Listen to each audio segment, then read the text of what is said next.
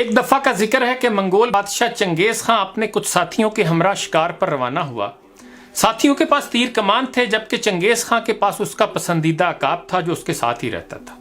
کہا جاتا ہے کہ عقاب تیر کمان سے بہتر ہوتا ہے کیونکہ اسے ہوا میں چھوڑ دیا جائے تو وہ بلند ہو کر ماحول کا جائزہ لے سکتا ہے، چھپے ہوئے یا دور موجود شکار کو بآسانی دیکھ سکتا ہے۔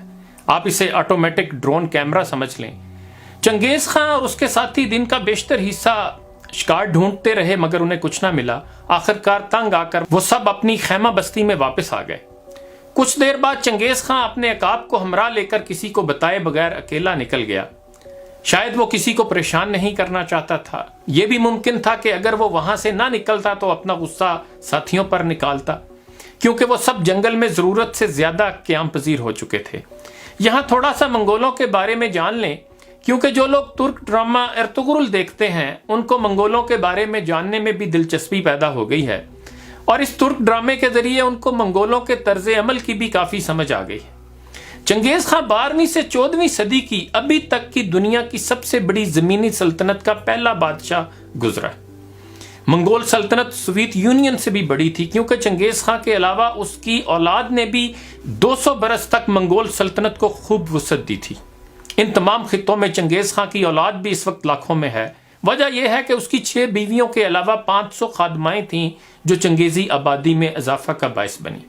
آج متعلقہ علاقوں میں ہر 4 میں سے ایک انسان کا ڈی این اے چنگیز خان سے مطابقت رکھتا ہے۔ خیر، بات ہو رہی تھی چنگیز خان اکیلا اپنے خیمے سے نکل گیا تھا۔ سخت گرمیوں کے دن تھے، چشمے، دریا وغیرہ سب سوکھے پڑے تھے۔ وہ پیاس کی شدت سے نڈھال ہو گیا۔ کچھ دیر بعد اس نے اپنے سامنے ایک چٹان میں سے پانی کی ہلکی سی دھار ٹپکتی دیکھی۔ اس نے اپنے پیالہ کو بھرنے کے لیے سب سے پہلے عقاب کا نقاب اتار کر اسے آزاد کر دیا۔ یہ بھی سمجھ لیں کہ جو لوگ عقاب کو پالتو جانور کے طور پر رکھتے ہیں تو عام حالات میں اس کی آنکھوں کے سامنے نقاب پہنا دیتے ہیں اور مخصوص حالات میں یا پرواز کے لیے ہی اس نقاب کو اتارتے ہیں۔ اسی طرح چنگیز خان نے عقاب کا نقاب اتار کر آزاد کر دیا اور پیالے کو پانی کی دھار کے نیچے لے جا کر بھرنے کا انتظار کرنے لگا۔ ابھی پیالہ بھرنے کو ہی تھا کہ عقاب کو جانے کیا ہوا، اس نے جست لگائی اور پیالے پر جھپٹا مار کر گرا دیا۔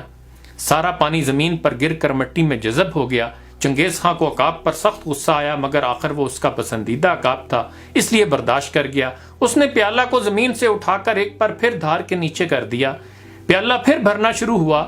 ابھی پیالہ آدھا بھرا تھا کہ عقاب نے پھر حملہ کر کے پیالہ گرا دیا۔ چنگیز خان نے سوچا کہ بے شک یہ عقاب میرا فیورٹ اور دل عزیز ہے، مگر کسی کو ہت کے عزت یا ناقدری کی اجازت نہیں دی جا سکتی۔ یہ بھی ممکن ہے کہ کوئی شخص دور سے یہ سارا منظر دیکھ رہا ہو اور بعد میں فوج اور رعایا میں مشہور کر دے کہ تمہارا بادشاہ تو ایک عقاب کو بھی نہیں سدھار سکا، تمہارا خیال کیا رکھے گا۔ یہی سوچ کر اس نے تلوار نکال لی۔ ایک بار پھر پیالہ بھی بھر ہی رہا تھا کہ عقاب حملہ کرنے لگا۔ چنگیز خان نے تلوار کی ایک ہی ضرب سے عقاب کو ہلاک کر دیا۔ اتنی دیر میں پانی کی دھار رک چکی تھی۔ چنگیز خان نے چٹان پر قدم رکھا اور کچھ ہی دیر میں اوپر پانی کے منبع تک پہنچ گیا۔ اوپر پانی کا ایک چھوٹا سا تالاب تھا جس کے اندر علاقے کا زہریلا ترین سانپ مرا پڑا تھا اور اس کا جسم پانی میں گھل رہا تھا۔ چنگیز خان کو معلوم ہو گیا کہ اگر وہ پانی پی لیتا تو وہ بھی مر جاتا۔ چنگیز خان کو مقتول عقاب پر بہت حیرت ہوئی جو اسی لیے پانی نہیں پینے دے رہا تھا۔ اس نے مرے ہوئے عقاب کو اٹھایا اور واپس خیمہ بستی میں آ گیا۔ تاریخ میں لکھا ہے کہ چنگیز خان نے اپنے عقاب کی شبیہ کے مطابق سونے کا عقاب بنوایا۔ آج بھی مجسموں، تصویروں، تحریروں اور شاعری میں اس عقاب کا ذکر ملتا ہے۔ چنگیز خان نے سونے کے عقاب کے ایک پر پر یہ جملہ لکھوایا کہ اگر تمہارا دوست کوئی ایسا کام کر دے جو تمہیں پسند نہ ہو، وہ پھر بھی تمہارا دوست رہے گا۔ دوسرے پر پر یہ جملہ لکھوایا کہ جو بھی کام غصہ کی حالت میں کیا جائے وہ کام تمہارے لیے باعث پشیمانی اور بے ثمر ہوگا۔ اللہ ہمیں مثبت فکر و عمل کی توفیق عطا فرمائے۔ اپنا خیال رکھیے گا۔ اللہ حافظ۔